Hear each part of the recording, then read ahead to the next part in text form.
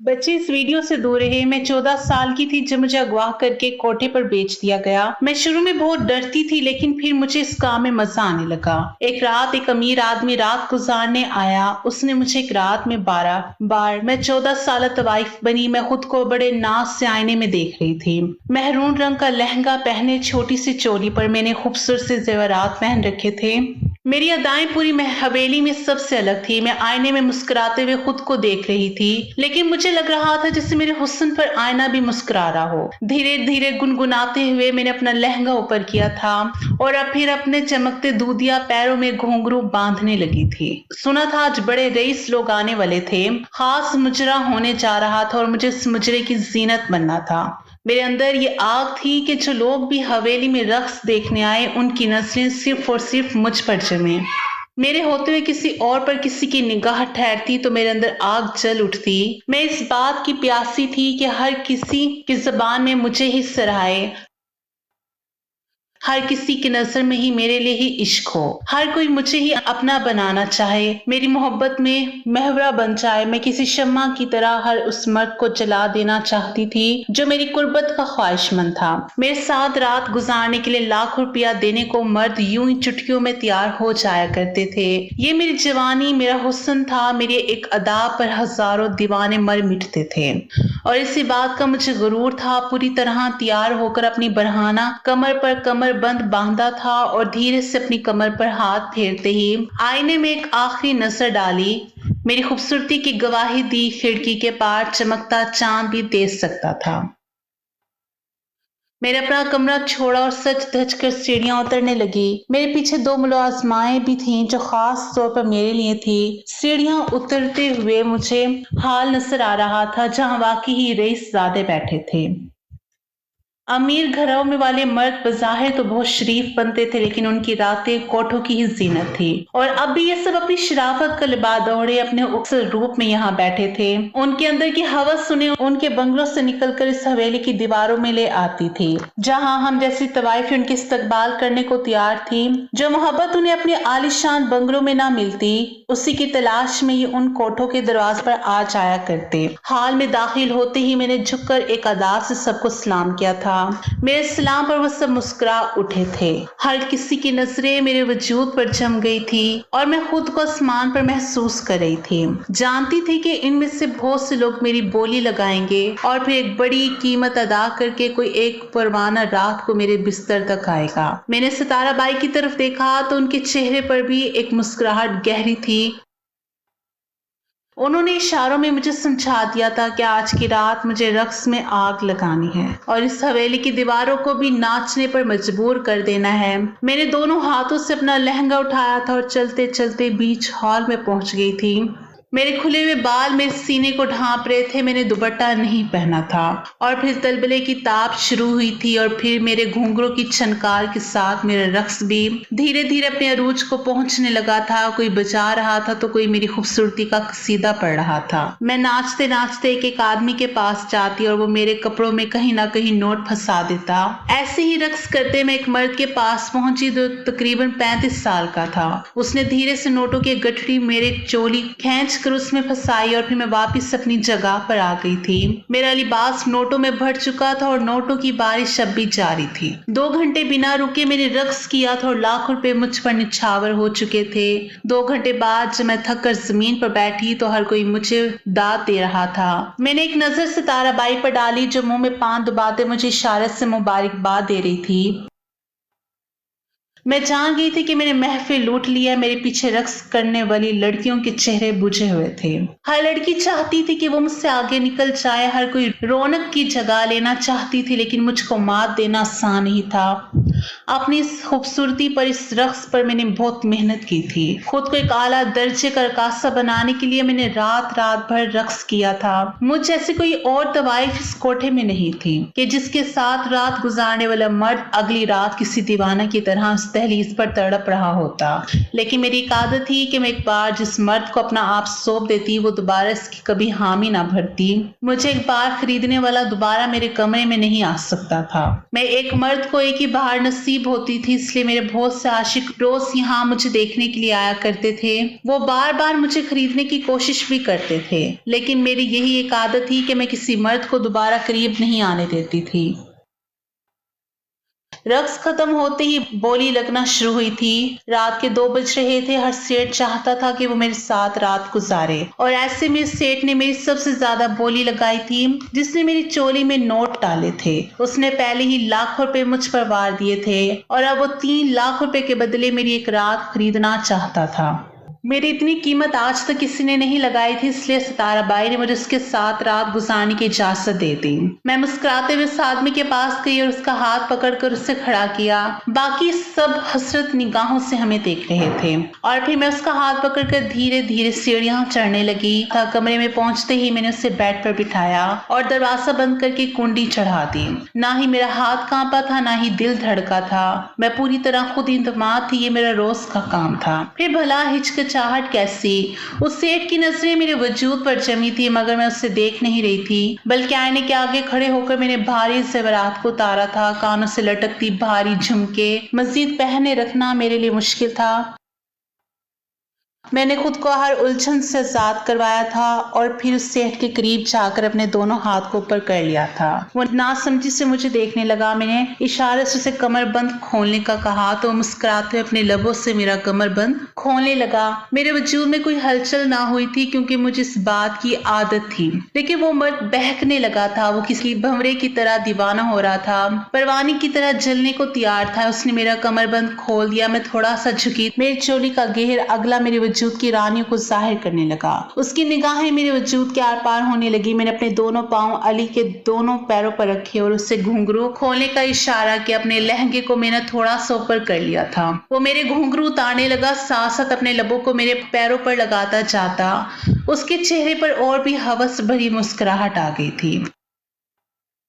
मैं उसे पूरी तरह तड़पाना चाहती थी। मुझे इस खेल में बहुत मजा आता था। जब मैं उस कोठे पर आई थी तो सिर्फ 14 साल की थी। उस वक्त मुझे ये दुनिया बहुत भयानक लगती थी। मैंने 1000 बार इस जगह से भागने की कोशिश की थी।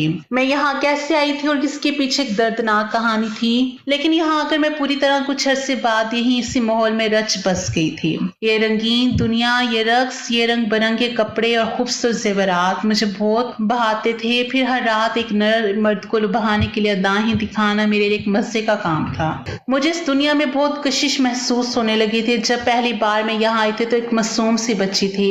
2 चोटियां बांधे, कमीज शलवार चादर पहने में किसी गुड़िया जैसी थी। जब पहली बार सितारा बाई ने मेरे पाँव में घुंघरू पहनाए थे तो मेरे हाथों में हाथ बुरी तरह कांप रहे थे। मैंने उन्हें मना कर दिया, मैं ये सब नहीं कर सकती। तब सितारा बाई ने मुझे दोनों बाजू से पकड़कर मेरी आंखों में आंखें डालकर कहा था कि तू ये सब भी करेगी और एक दिन इस कोठे पर राज भी करेगी।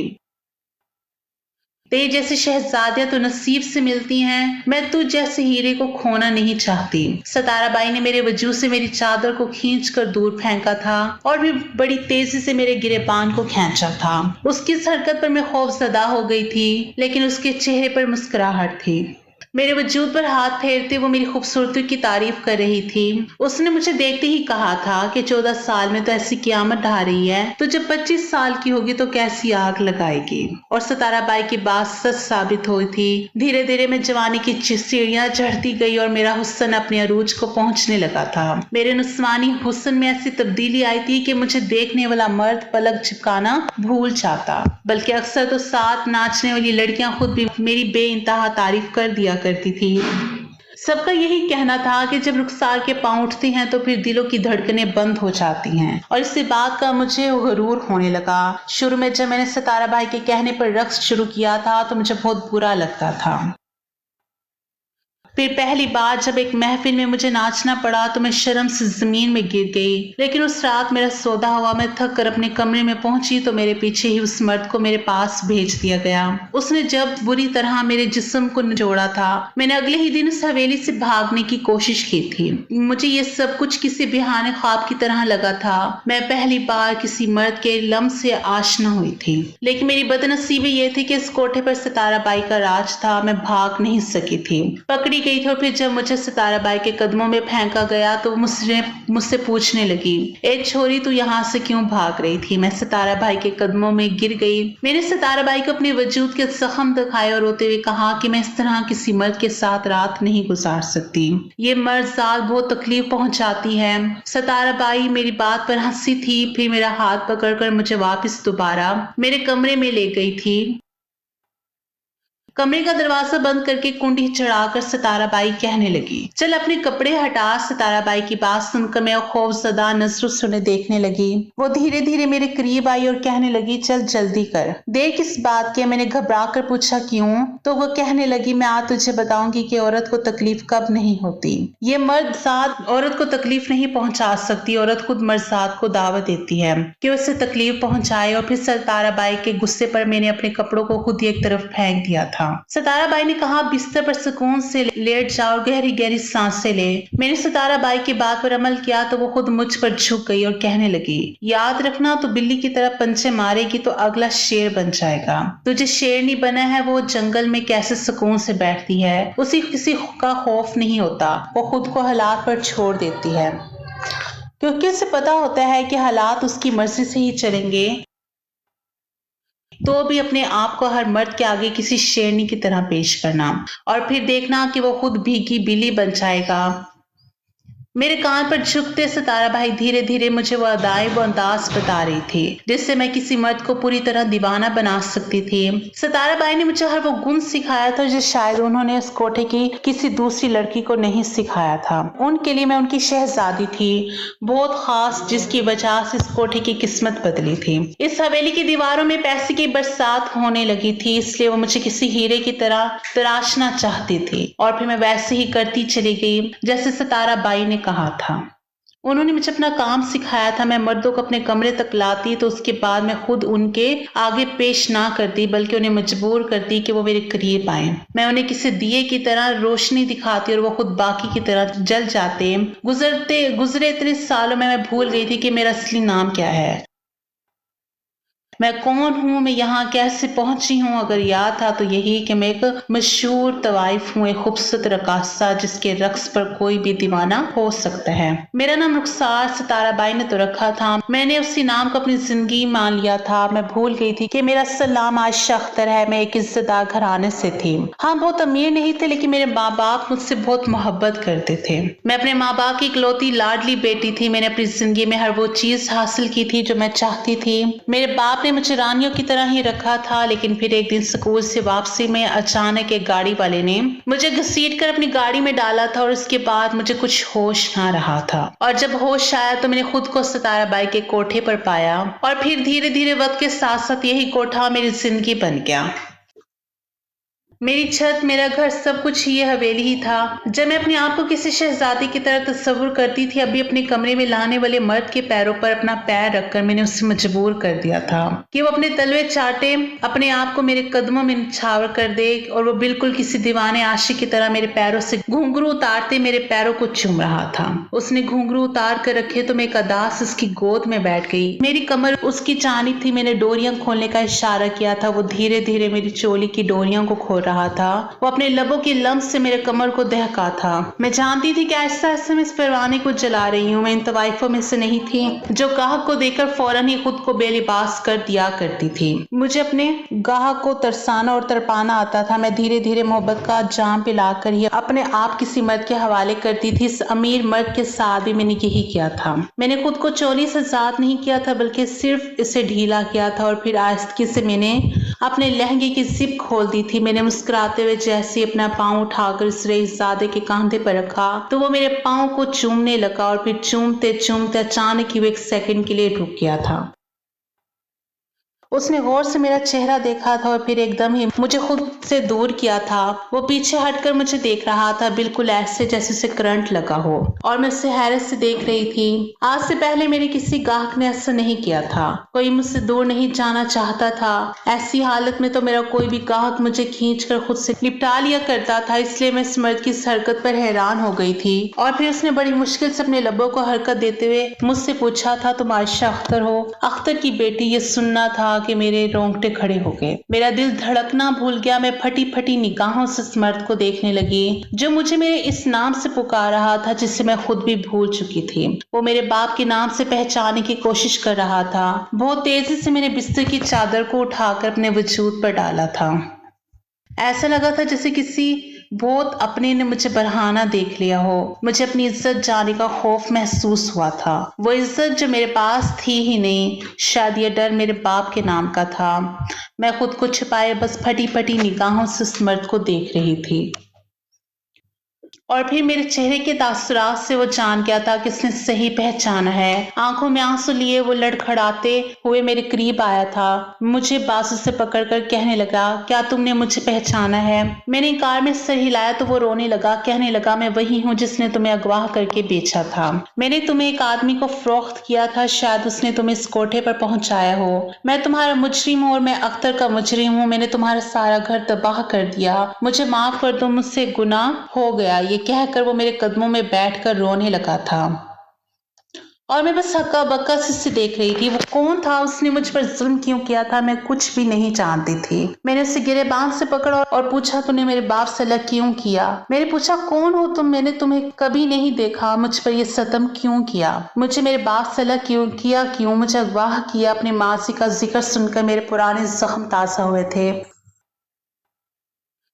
मैं अपने इन जख्मों का हिसाब चाहती थी। मैं बहुत कुर्ब से गुजरी थी। इस कुर्ब से गुजरकर मैं आज एक मशहूर तवाइफ बनी थी। मुझे हर उस रात का हिसाब चाहिए था जो मैंने बहुत तकलीफ में गुजारी थी। और फिर उस मर्द ने रोते हुए मुझे वो कहानी सुनाई जिसे सुनकर मैं दंग रह गई। इंतकाम की आग में वो अंधा वो शख्स मुझे मेरी इज्जत समेत पसंद कर गया था। उसने बताया कि वो मेरे बाप का दोस्त था, लेकिन किसी बात पर मेरे अब्बा का उससे झगड़ा हो गया था। बात तो मामूली थी, लेकिन उस मर्द ने इस बात को अपनी अना का मसला बनाया था। वो किसी तरह मेरे अब्बा से बदला लेना चाहता था और फिर वो मौके की तलाश करता रहा। उसे बस मेरे अब्बा को परेशान करना था, मेरे अब्बा को नीचा दिखाना था। वो चाहता था कि मेरे अब्बा इस कदर परेशान हो कि उन्हें अपना होश भी ना रहे। वो मेरे अब्बा की खुशियों से खेलना चाहता था और इस बात का इल्म था कि मेरे अब्बा की जान मुझ में है। मैं उनकी इकलौती लाडली बेटी हूँ।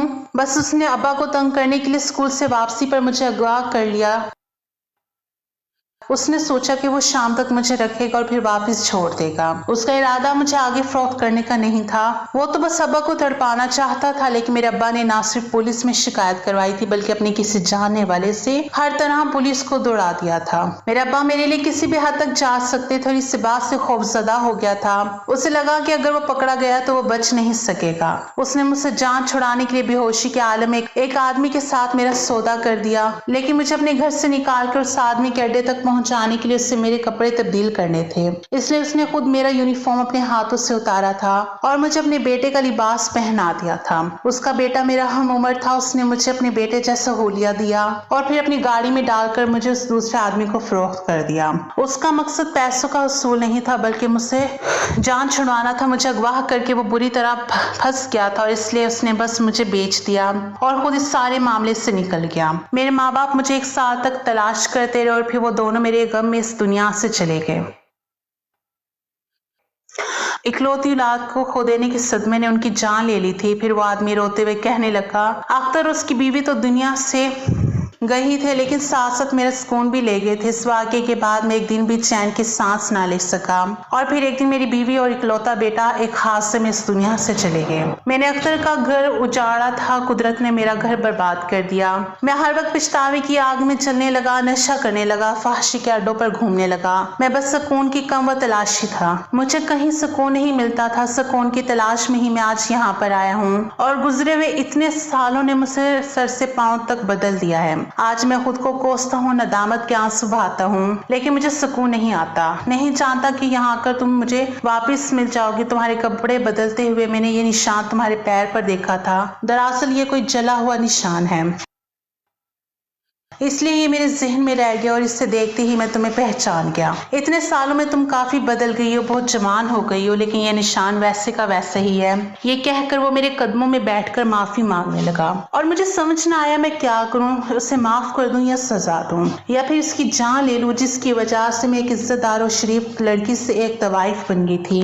मेरे माँ बाप इस दुनिया से चले गए थे, लेकिन फिर मैंने उस आदमी की तरफ देखा तो मुझे काबिल रहम लगा। उसकी अपनी बीवी और बेटा भी इस दुनिया में नहीं नहीं देखते। पछतावे की आग उसे जला रही थी, फिर भला मैं उसे और क्या सजा देती। वो तो खुद अपनी ही लगाई हुई आग में जल चुका था। मैंने उससे कहा कि यहाँ से दफा हो जाओ और दोबारा मेरे सामने ना आना। वो कहने लगा, मैं तुम्हें यहाँ से ले जाना चाहता हूँ, तुम्हें इज्जत की जिंदगी देना चाहता हूँ, मैं तुम्हें अपनी बेटी बना कर रखूंगा, मैं अपने गुनाहों का कफारा अदा करूंगा। मैंने एक नजर उस पर डाली और कुछ न कहा। वो खुद ही कमरे से निकल गया और न जाने सितारा बाई के साथ उसने क्या बातचीत की कि कुछ देर बाद सितारा बाई मेरे पास आई और मेरे सर पर हाथ रखकर कहने लगी कि अब तुम इन हवेलियों की दीवारों से आजाद हो। और फिर वो आदमी मुझे अपने घर ले गया। उसने मुझे इज्जत की जिंदगी दी, बेटी बना कर रखा। मैं 28 साल की हो चुकी हूँ और मैं इस आदमी के घर पर हूँ। वो मेरी शादी करवाना चाहता है, लेकिन मुझे नहीं लगता मुझे ऐसी लड़की को शादी करनी चाहिए। ये बात मैं अच्छी तरह जानती थी कि मैं किस जगह से निकल कर आई हूँ। आप लोग मुझे बताएं कि क्या अब मुझे शादी के लिए हामी भरनी चाहिए? क्या मेरा दर्दनाक माजी भी मेरा पीछा छोड़ेगा? क्या अगर मेरे शोहर को मेरी सच्चाई पता चलेगी तो वो मुझे कबूल करेगा? क्या इस मौसम में किसी में इतना ज़र्फ है कि वो एक तवाइफ को अपनाए?